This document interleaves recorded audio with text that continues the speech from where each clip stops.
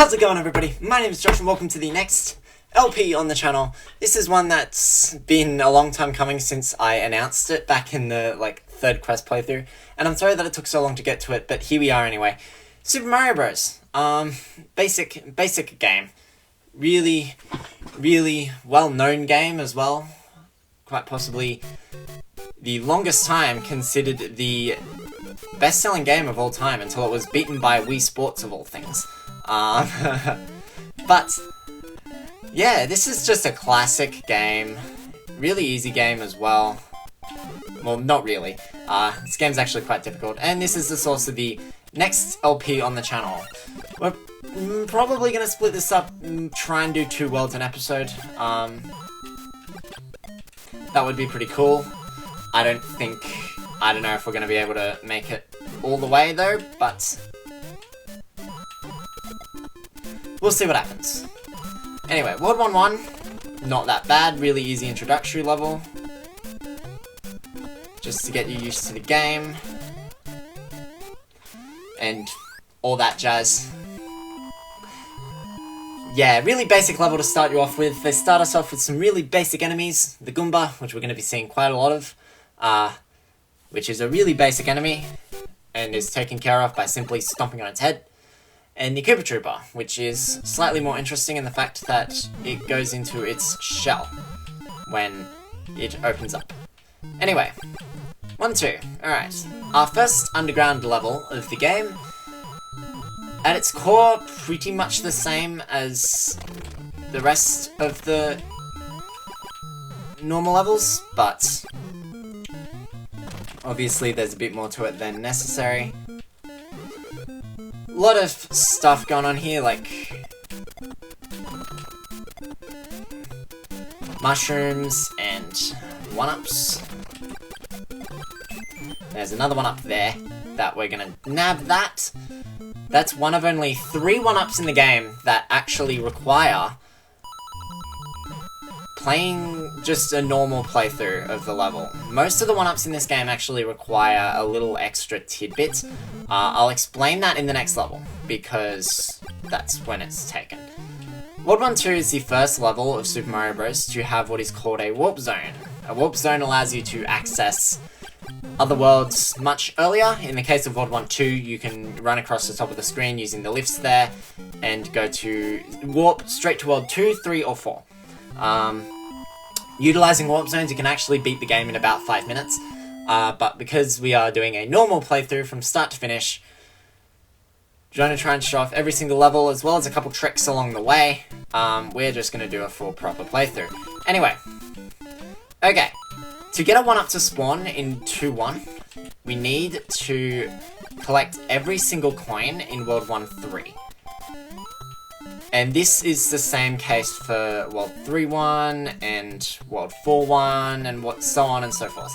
To get a 1-up mushroom to spawn on these levels, we need to collect every single coin in the 3 level of the previous world.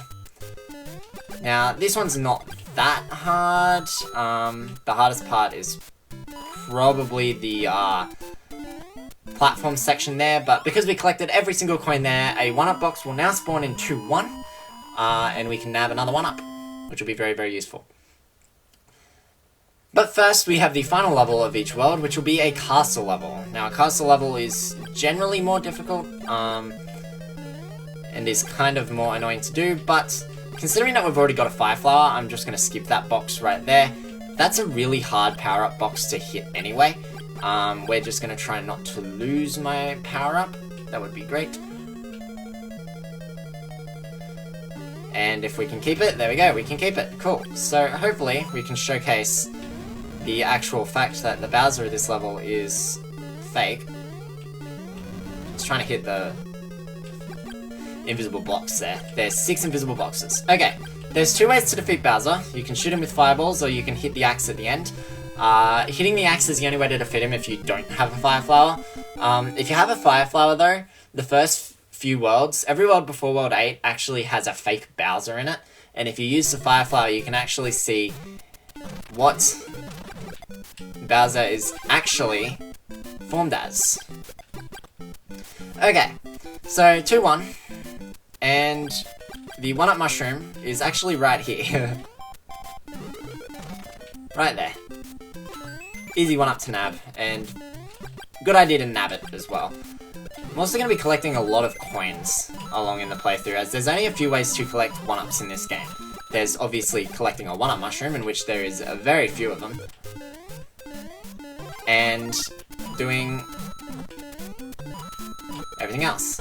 Now, something else we're going to nab right here is a coin heaven. And a coin heaven is similar to the underground extra areas. They have a lot of coins in them and whatnot. I'll try and show off as much of them as I can. Can be kind of difficult to do so though. In general, coin heavens are really, really nice. They have more coins than underground areas. So you can nab a lot of coins there, actually.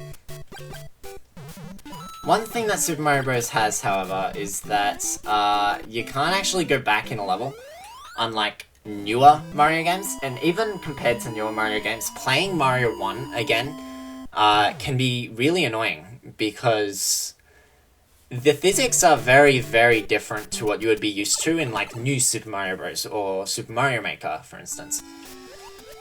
A lot more interesting. Anyway, okay, we have an underwater level. These levels aren't very fun at all. General rule is that underwater levels aren't that fun to play through. Having a fire flower makes them a little bit more bearable, but not by much. Underwater levels have two types of enemies. Cheep Cheeps, which are these things, and I just lost my fire flower. And bloopers, which are these white things. The bloopers are annoying, you don't want to deal with them. And Cheep Cheeps come in two varieties. Red variants, red and grey variants, and honestly the only difference between the two is that the red variants I think move faster across the screen, but they work in the exact same way. Anyway, be thankful underwater levels are really, really annoying to play, and there's only two of them in the game. So yeah, we've already dealt with one, so we'll deal with the other one much later on. Another variant type of level, which I guess is kind of, it's like a semi-variant, it's not really a proper variant, but is like the athletic stage, or the bridge stage as we're playing right now.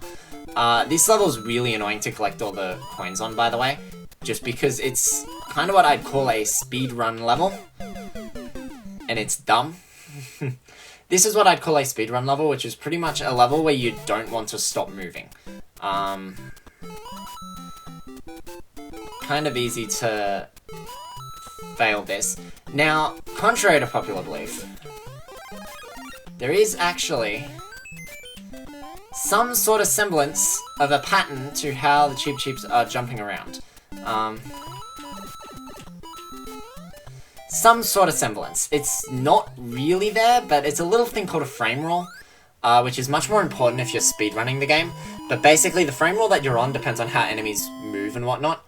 Mainly stuff like Hammer Brothers and Cheep Cheeps and whatnot. Anyway, this is going to be the finale episode of this part. The final level of this part, we're going to be playing the World 2 Castle. The World 2 Castle introduces us to Podoboos. That lovely little thing that we dealt with right there. Little fireball things that jump up. Really annoying to deal with. Also really annoying to deal with is Bowser's fire coming along in a situation which makes it hard to deal with. Yes, Bowser will jump right into the fireball. Bowser will start to breathe fire at you from about halfway through the level. Castle levels are generally not very long. There's only, I think, like 2 exceptions to this rule of a castle level being long. And one of them is, I think it's World 4 and World 8, obviously. World 8's the final, ooh, that was close. World 8's the final world, and, World 4 has a really interesting gimmick. Anyway, just gonna jump over Bowser to finish World 2. And I think the World 2 fake Bowser is actually a Koopa Troopa. I'll have to double check in my notes, but that's the end of World 2. We're going to move into World 3 right here, but we're going to pause it right away.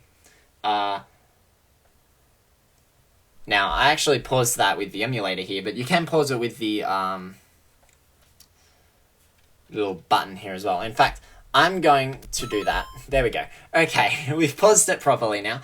So that is the end of part 1 of Super Mario Bros. This will probably go for, I'd say, 4 or 5 parts in the end.